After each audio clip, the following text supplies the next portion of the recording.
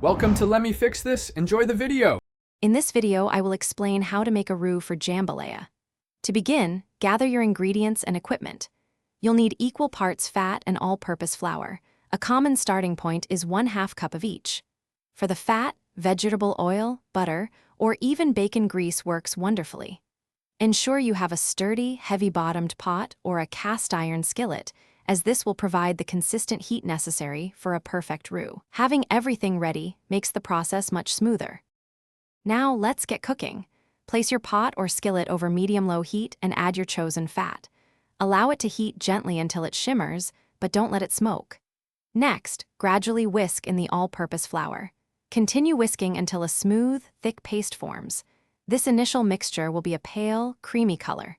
Remember, constant stirring is absolutely crucial at this stage to prevent any scorching and ensure your roux cooks evenly. This is where patience pays off.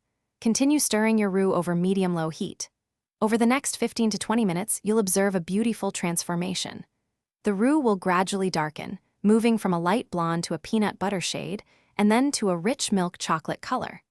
For an authentic jambalaya, you'll want to achieve that deep, dark brown hue, as it imparts a wonderful nutty flavor and provides the perfect thickening base for your dish.